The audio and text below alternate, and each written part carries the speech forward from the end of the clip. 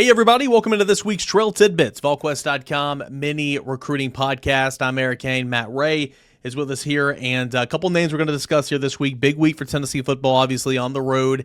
Third Saturday in October at Alabama, so that's going to be fun. It's been a fun week so far. Looking forward to seeing this game coming up on Saturday. But let's look back this past weekend. Obviously, a headliner that was in for Tennessee football 2027 running back from Baylor School, David Gabriel Georges. It was an off week for him, but you put on the board just before the weekend started that he was going to be a visitor on campus, and he was here. So how did that go, all intents and purposes, for DGG in Tennessee? Yeah, I think it was big for Tennessee to be able to get him back for starters. We had that early in the week over on the general's quarters that he was going to be back. Just kind of confirm what we had felt like was trending that direction for a little while now. And then we were able to confirm on Friday night that David Gabriel Georges took full advantage of Baylor being on a bye and got into town ahead of the Saturday visit. So he got to spend, some extra time around town, around campus, had his family with him. It was their first time to have the opportunity to get a look at Tennessee. And I think that was really the theme of this visit, right, Eric? I mean, when you look at it, he's been here a lot. He was here in the summer. He's been here and he's watched Tennessee have camp. He's watched spring practice. He's watched games himself. He's hung out with his friends, Baylor teammates that are committed during game day experiences. He's got a lot of FaceTime with his staff. His parents have not, and credit to Tennessee for taking full advantage of having them here on a weekend where they could make them feel like a priority. They're speak French, so they had a translator in place that was able to be with them as they went around and saw different parts of Tennessee and answer questions. And that's one of the first things that jumped out to me in my conversation with David over the weekend was what was his biggest takeaway from this visit. And it was that family side of things, the way that Tennessee was able to not just prioritize him, but prioritize mom, dad, and sister. And I think that's super important to him. To see that Tennessee had all those things in place and were thinking so far ahead and think so highly of him. And I think it made the visit that much more enjoyable. No doubt. It certainly feels like this is one of those that just keeps feeling like it's getting more and more momentum. I mean, I know that according to the Rivals industry ranking, he's 22nd in the class. He's the number 2 running back. But, I mean, there's no more priority. Correct me if I'm wrong, Matt, but it feels like there's no bigger priority for the 27 class as we look ahead than David Gabriel Georges right now. Yeah, I think regardless of position right now, I think you're correct. I think he's right at the tip top of the board, offense or defense for Tennessee. And I mean, you watch these clips from where I saw him at the first of the year, and that was just a game where they were kind of fine tuning things. But if you've seen we've talked about Baylor and McCauley, and he just keeps doing this week in and week out, and he does it at a really, really high level in the state of Tennessee in a classification that is as competitive of a classification as there is in this state. And he just keeps running through guys, and he's got another full year of high school football left. I mean, that's the craziest thing is the way that he moves and how he sees the game. The game has already slowed down so much to him.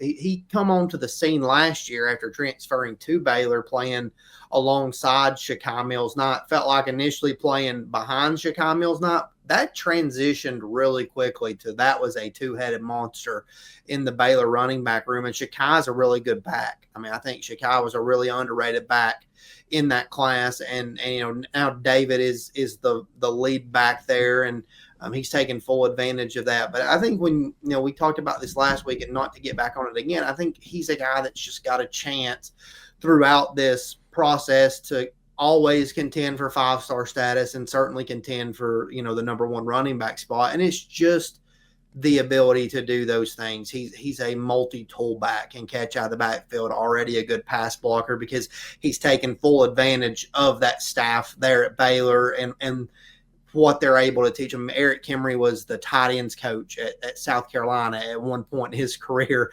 and they've got a really good staff of guys that are very knowledgeable football guys around him, that understand the game at a really high level and understand how important that piece is. So he gets a lot of those things that a lot of times high school backs don't get. And then you add in the contact balance, the vision, the second and sometimes third gear that he can use to run away, and then the size to go along with that. I mean, just a pretty special guy, and it's pretty easy to see why Tennessee wants to take as much advantage of they can of having him in their backyard, being at Baylor, even though he's not from the state of Tennessee technically.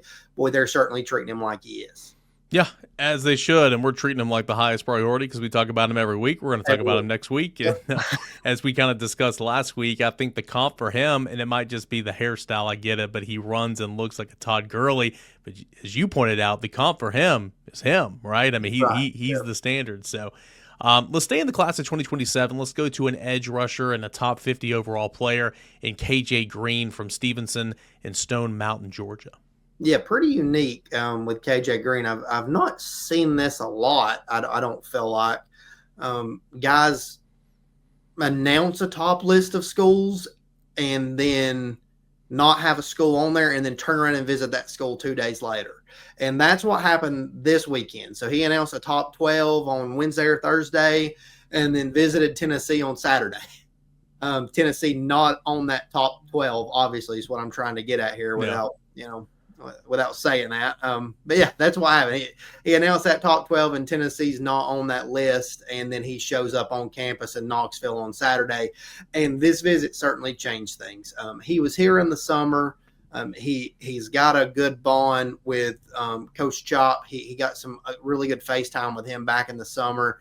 And I think he's a priority for the Vols. And I think he realizes that even more now. When I asked him last night, did this visit change things? Are they certainly a top school? He laughed and said, yeah, absolutely they are. They're not just in the top 12. They're higher up in my top 12. And I think that was kind of the expectation for me. And when talking to him, why did he decide to leave them out of the top 12? Didn't really get a set answer, but he wanted to come back because he felt like maybe he hadn't given them the chance and the time that they had deserved with the time that they put into him. And they saw that this weekend. He saw that this weekend with his family alongside him, that he's a top priority for Tennessee. And as I've got to know him, talking to him back in February at Under Armour camp, and then talking to him in the summer after that visit when he spent time with Chop, a huge thing for him is development. And one of the things that stood out very early on as I was getting to know him was what Tennessee's done with James Pierce. And he had just been drafted. That was very fresh on his mind. Coming off in the first round, going to the Falcons, which is right there in Green's hometown. But this weekend, he got to see that Leo room ball out yet again. Jordan Ross, Caleb Herring, Josh Josephs, those guys made plays that impacted the course of the game and ultimately led to Tennessee being able to win on Saturday night. And, I think that's the biggest thing for KJ Green was seeing that piece of it line up with how genuine these coaches are in person, getting more of that FaceTime. And then, he admitted, like, Knoxville, Rocky Top was, as far as a game day, better than he expected it to be. He had heard a lot of things about it, but it was better than he expected it to be, just from that standpoint of, not a top 25 matchup, but still a big matchup, an SEC matchup. And it was, it was loud throughout. The fans were involved. And I think that was really, really important for him to see because he's a guy that's taking some trips. Now, if you're Tennessee, you're not going to be recruiting him in person, but you're going to have a chance to continue to impress him. This week is he's going to Alabama, who I think is right at the very, very top of this thing, along with maybe a couple of other schools for KJ Green. He's going to Alabama, and he laughed. He said, I'm going to have another chance to see what this is all about. So if you're Tennessee, your product on the field can make an impact this weekend as he will be in the stands in Tuscaloosa.